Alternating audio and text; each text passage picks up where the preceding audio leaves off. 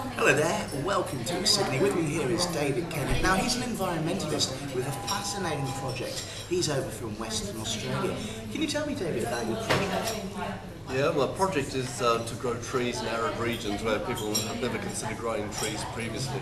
Unfortunately, the early settlers came out to Australia, and while they harvested the trees and recognised that they had fantastic physical qualities, unfortunately they encountered the growth rings on the trees, and because in Europe trees produce one growth per year, they assumed that our trees were very slow growing. And in reality, our trees can produce, trees I've cut down myself have produced 10 growth rings in a year. So they're 10 times faster growing than people originally thought. So what does your project actually involve? The whole idea is to try and improve both the survival rates of planting the trees, which is very important, and also the growth rates of the trees. And the survival rates are enhanced purely and simply by adopting subtly different methods from what you usually use. Normally people are told that they've got to plant the trees level with the ground, for argument's sake. In a very dry environment like we have in Western Australia and lots of arid regions in the world, the evaporation rate in my area is actually 3,500 millimetres a year. And if you plant the top of the potting mix level with the soil, the moisture just goes instantly. Really? Yeah. So what I do is I plant with the root ball, if you like, about 5 or 6 inches below the surface. And everybody says, but what about cholera rot? Well, a prerequisite for cholera rot is a wet condition, and we haven't got wet conditions. So by mounting the soil up around the trunk of the tree, it insulates it from the desiccating effect of the winds, the drying out of the sun, etc. And the water that's encapsulated with the root ball is sufficient to enable it to survive sufficiently long for it to get its roots down to moisture which might be 1 foot below the surface, 2 foot below the surface. Now you've been able to divine water on your land and other people's land. How do you do this? How can a rod like this do so much? Well, there's no scientific explanation for it. I just think it's a matter of connecting to universal consciousness.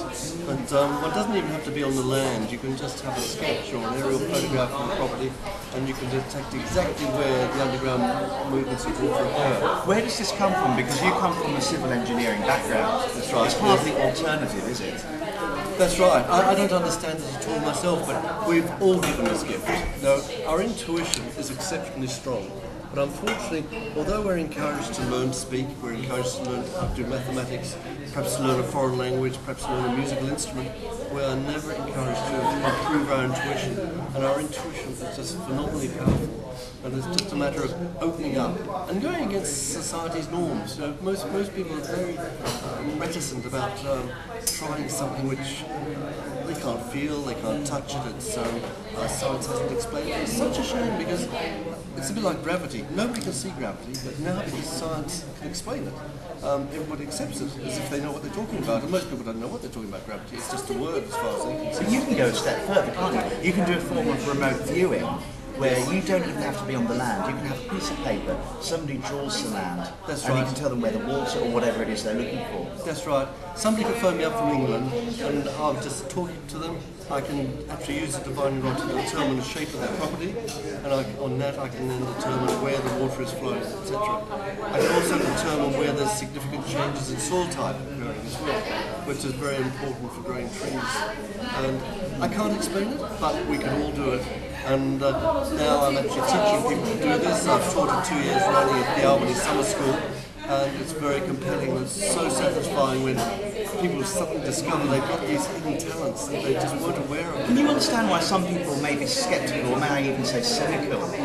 Do you get that a bit? Totally, because I had difficulty accepting it myself. I know the struggle that we all have accepting this, because it's totally against our educational system. I understand you saw a video recently from the Sceptic Society in which you saw people doing divining and they didn't quite succeed with the tests, I think, and also there's been tests with Dick Smith and James Randi. Why do you think so many people have failed these tests? Why is the success rate so low? Well, what do I say? You have to edit this out. Okay, the biggest problem is that once people discover that they can do water divining, they think, right, I'm good at it. And a lot of ego comes into it with people, and I dare say I'm guilty of this as well. But I was fully aware that sometimes I was getting success and sometimes I was getting failure. and I couldn't work out why. Because sometimes I predict exactly where the water was, the depth, the quality of the water, how much water could be pumped from it, everything about it was spot on. And then I go to another place and I wouldn't get any, they put a board out and there was just no water there at all. What I have discovered now is there's a whole lot of different spiritual reasons for why people miss out. People could have, what should I say, tormented spirits associated with their land, and this occurs a terrific amount, where a person has died of murder, suicide or accidental death. That person hasn't gone over to the other side, they're in torment, and they're just sitting around thinking, God, I mucked up my life, and I'm not going to make things easy for this person. And so they do everything to have a negative impact on people.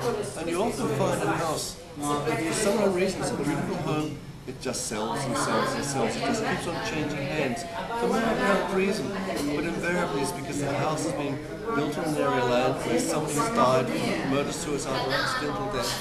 And the spirit has been hanging around. And these people, they pick these energies up and they're not happy with it. And so they move on and then some other devil suffers in the same way. But if somebody goes along and heals it, it's just magnificent change. Would you ever be willing to be tested by anybody? I would love to be, yes. And what's I'm not saying I know all the answers, but when I watched that film with Dick Smith, it made me aware that I've opened my mind up to a lot of other alternatives that other people haven't considered even. And I think I'm a little bit further up the pathway, shall I say, than most people. I've got more questioning. Sorry, question. What is it actually within the rock that's telling you there's water? Where's it coming from? Well, really and truly, you don't even need the rod. But if I just go and say, oh look, there's water there, people are going to say, how do you know? But this is like an instrument, if you like. So when people see a rod physically respond, they say, oh, perhaps there is something there that's guiding it. And they're more likely to accept this than me just saying, I know there's water there. So I say, how do you know? So, my final question, where do you go from here? Where do I go from here? I just want sponsorship to help me plant more and more trees, to gain credibility for the methods that I'm using to grow trees, which is fundamentally companion planting. My divining rod has told me specifically which trees are suitable companions for each other. And some of the trees I've speeded up tenfold their growth rates. Unbelievable. So we've missed out, in Western Australia in particular, and a lot of other arid regions, we've missed out on a natural resource which should have been capitalised upon, and we've just failed to use it, and it's sacrilege. Well, David Kennett, if it could be proof what you do, I'd be the happiest person alive, because I think your ideas have so much to offer. For me personally, I just need a little bit more evidence. I'm a natural sceptic on many areas, but I do wish you luck. Come across and see my farm. I would love to see the farm, and I'll bring the camera, I promise.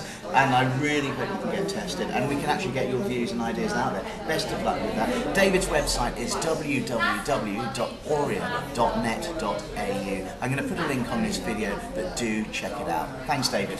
Thank you, William. Very much appreciated.